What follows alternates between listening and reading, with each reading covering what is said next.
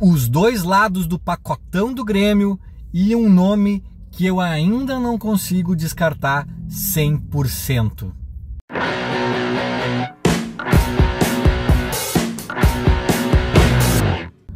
Começando mais um conteúdo com a força e o apoio da Esportes da Sorte. Aposte em quem aposta no Grêmio. O link para se cadastrar tá na descrição do vídeo. Vamos lá, gente.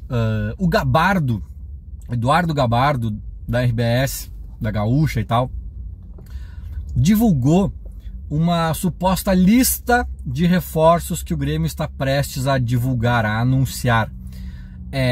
Um lateral esquerdo, um meio campo, um centroavante e um atacante de ponta de velocidade e tudo mais. Ele não deixou muito claro se seriam 4 titulares ou 1 titular, 3 para elenco, ou sabe-se lá qual a composição desse pacotão, né? Mas de certa forma já é alentador saber que tem 4 nomes engatilhados aí que a qualquer momento podem surgir. Eu inclusive tenho um palpite, tá? Que o Grêmio está adotando uma estratégia que no dia 8 de janeiro eu sugeri que o Grêmio adotasse no meu Twitter, vendo já o ranço generalizado da torcida e a desconfiança e tudo mais. Eu falei, olha, a essa altura talvez seja melhor represar alguns anúncios e anunciar todo mundo junto, né? Daqui a pouco esse Morelli do Goiás ali, volante, acho que é e tal, se os caras marcam uma coletiva agora para anunciar o Morelli, que é um cara meio de grupo, até que prove o contrário, é meio que um banho de água fria também, né? É meio que Morelli, sabe? Na hora que tá tudo bem, tu anuncia o Morelli, a galera aplaude. Na hora que tá tudo não tão bem, tu anuncia o Morelli e rola murmúrio, ranço e vaia e etc, né? Então, talvez até para preservar o Morelli ou outras contratações desse nível, talvez eles estejam esperando compor ali uns 4 nomes, possivelmente 1 ou 2 pelo menos, de maior peso, né, de maior impacto junto ao torcedor. E aí o Morelli vem no vácuo, vem no embalo e vai tá tudo certo. Eu acho que eles podem estar fazendo isso, né? Já estão ali com os 2 ou 3 nomes acertados e estão esperando acertar mais 1 ou 2 e vão anunciar tudo junto. E acho certo. Se estão fazendo isso, acho certo, tá? Não acho errado. Inclusive eu mesmo tinha falado algo nesse sentido há praticamente 1 mês exato atrás.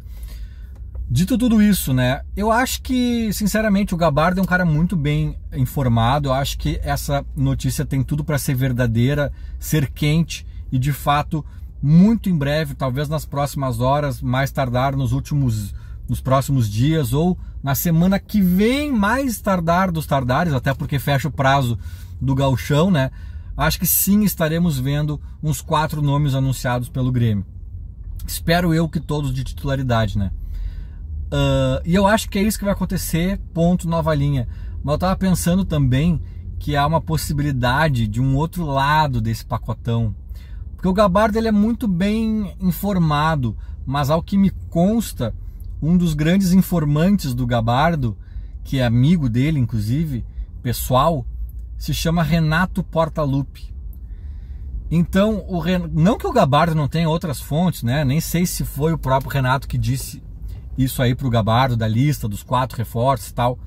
Mas caso tenha sido o Renato, pode ser até uma forma de pressionar a direção.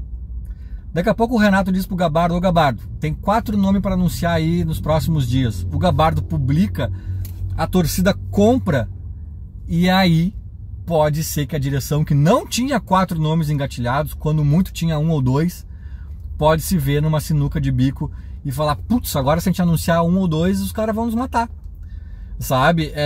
Pode ser, cara, eu não duvido, no futebol não há o que não haja, né? E seria talvez uma deslealdade do Renato para com a direção, talvez, mas talvez também o Renato possa se fazer de louco a partir de um papo que eles tiveram, que ele pediu 4 reforços, a direção disse que vai dar, mas não disse que seria agora, né? Disse que sim, nós estamos já engatilhados com 1 ou 2, mas sim, concordamos que tem que vir 4. O Renato já se faz de louco, já disse pro Gabardo que vão vir 4. Daqui a pouco a direção pergunta, Renato, quem é que disse que nós vamos anunciar 4 até os próximos dias? Ah, desculpa, foi o que eu entendi. E aí já foi. Então não descartaria, mas eu, se tivesse que apostar, apostaria na primeira opção. Eu acho que a notícia deve ser quente, a informação deve ser quente, e até porque, não que a direção esteja desmentindo boatos e tal, com alguma agilidade ou dando muita importância a isso, né? Mas até o momento também ninguém se manifestou contrariamente a essa informação, então eu acredito que tem tudo para ser verdade. Vamos acompanhar.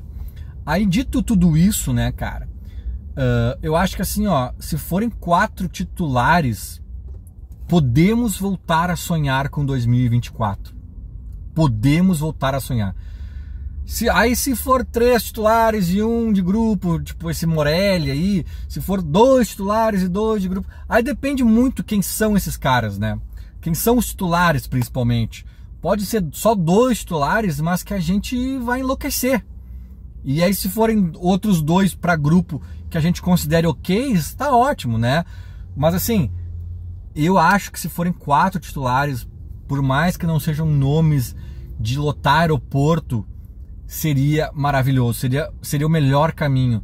E é claro que, como eu disse, depende muito do nome para empolgar mais ou empolgar menos a torcida. Como eu falei no meu Twitter, né? Um centroavante titular. O Haaland seria um centroavante titular se chegasse pro Grêmio. O Daverson também, né? Então, tipo assim, vai empolgar em níveis diferentes, mas independentemente do nível, cara, se trouxerem 4 titulares que vão ser titulares sem empolgar grande coisa, um lateral esquerdo só melhor que o Reinaldo, que não precisa de tanto. Um centroavante melhor que os que a gente tem, não precisa de tanto. Mais um meia titular, né? Aí já precisa de um pouquinho mais. Mais um ponta, um atacante de ponta, de velocidade, titular. Cara, por mais que nenhum seja um nome de grande impacto, se esses 4 caras chegarem para serem titulares indiscutíveis, muda a fotografia do time, muda a expectativa, muda a esperança, né? Então eu acho que esse é um caminho que pode ser muito bem pensado e vai ser certamente bem assimilado pelo torcedor, se a coisa for nessa linha.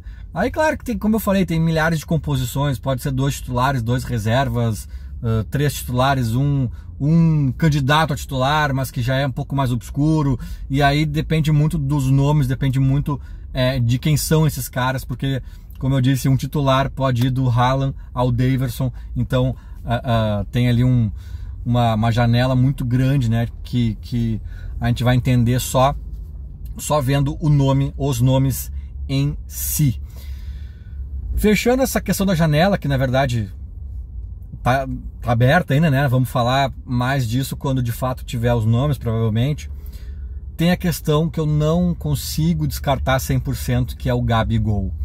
Por que eu não consigo? O Grêmio já descartou com uma veemência ímpar. Renato descartou, o Guerra descartou, o Guerra que anda mais quieto descartou, o Brum, todo mundo. Mas assim, cara, o Renato também deixou claro numa entrelinha que ele falou com o Gabigol. Ele disse assim, eu garanto pra vocês que não teve nada acertado entre ele e a direção. Como quem diz, não garanto que eu não falei, né? Então que teve um approach ali, é praticamente certo que teve, tá? E óbvio que é uma negociação difícil por 1000 motivos. Começa pelo próprio Gabigol querer sair do Flamengo lá, o maior clube de massa do Brasil, onde ele é ídolo, onde ele ganha muito bem e tudo mais, e passa pelo próprio Flamengo, que não libera, não faz jogo duro para times do mesmo país e tudo mais. Então ela é complicada em 1000 níveis. Mas tem um negócio, né, cara? O Gabigol, talvez, embora seja ídolo lá, ele tá no clube que talvez seja o único onde ele não é o cara, onde ele não é sequer titular garantido. E o Gabigol tem uma personalidade, ele é um cara, ele é um combo, né? Com prós e contras, assim. Mas esse combo tende essa balança do Gabigol tende a pender mais pro lado positivo quando tá tudo harmônico. E ele na reserva, ele não sendo o cara, tá longe de ser harmônico. Tá longe de ser harmônico. E aí depende também quem são os líderes ali no entorno para administrar a situação Gabigol. Depende de um monte de coisa, né? Um dos líderes é o Tite, que não se dá com o Gabigol, eles não têm uma relação boa desde a época da seleção. Então tem algumas coisas no Flamengo ali em torno do Gabigol que começam a fazer a gente acreditar que sai jogo.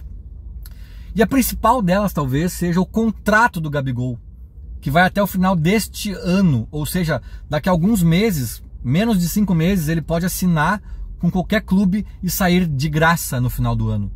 E eu vi uma notícia agora que ele perdeu um pênalti lá contra o Vasco, né? Que já teve gente da diretoria que achou que ele foi displicente, que não gostou, e que a coisa com o Gabigol lá não tá legal, e se agravou talvez nesse último jogo. E que o contrato dele não foi renovado, segue empacado nisso, segue com divergências nesse sentido. E cara, não renovando, é isso que eu falei, ele pode sair de graça. Isso talvez seja um elemento que faça o Flamengo repensar, tá bem, então vamos fazer uma redução de danos, vamos negociar ele com o Grêmio da vida aí e vamos pelo menos pegar um dinheiro na mão. A gente constrói aqui uma saída bonita pro Gabigol, sem quebrar prato, sem estresse. Vai lá ser feliz o Grêmio, porque aqui nós temos outros titulares já, temos outras prioridades. E cara, e libera o Ítalo para respirar novos ares, né? Eu não descartaria, ainda assim, mesmo que o Flamengo negociasse com valores mais pés no chão, né, por conta dessa possibilidade de sair de graça, ainda assim seriam valores altos. Talvez tinha que entrar Rigo na história, antecipação de receitas, alguma... Não seria simples assim, tirar o dinheiro do bolso e sair pagando, né? Mas seria possível.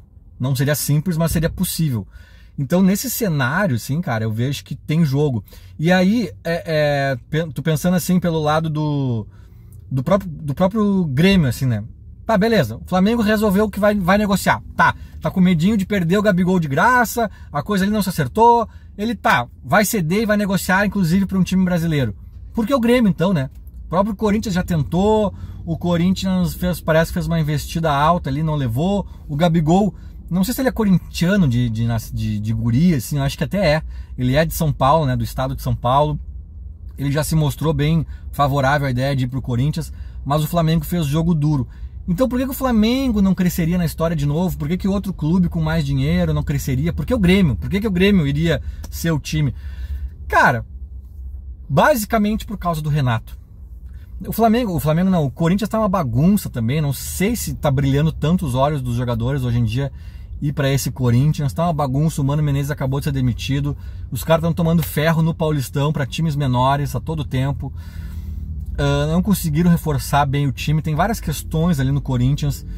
Então, cara, o Flamengo, o Grêmio tem o Renato, que trabalhou com o Gabigol no Flamengo, e os dois se adoram. E no Grêmio, o Gabigol seria para ser o cara e para ser administrado pelo Renato, que é um dos pontos fortes do Renato, essa gestão de pessoas, de grupo, cara, aí fecha todas pro Grêmio e talvez pro próprio Gabigol, né? Eu sei que eu tô gastando um monte de tempo desse vídeo aqui para falar de um devaneio da minha cabeça, não tem notícia nenhuma falando disso, não tem nada por parte do Grêmio, é só negativas.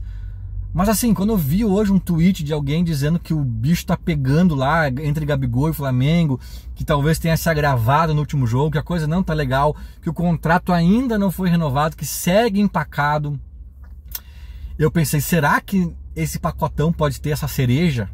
Né? Cara, o Gabigol é aqueles cara de personalidade, ele chega no Grêmio, numa Libertadores e tal, olha, seria uma contratação, eu sei que é polêmico esse nome, mas na minha opinião seria uma contratação bombástica, cara, e muito, muito boa, né? Eu sei que é difícil por todos esses lados que eu abordei aqui, que começam pelo Gabigol, passam principalmente pelo Flamengo, mas impossível não é. Impossível não é. E aí se tem um Gabigol nesse pacotão, tu pode trazer mais 3 Morelli junto, um Morelli da lateral esquerda, um Morelli do meio e um Morelli na ponta, que eu acho que a galera vai ficar feliz, vai ficar empolgada, porque é um nome, sem dúvidas, de muito, muito impacto. Vamos acompanhar. Feito, era mais ou menos isso. Falou, abraço.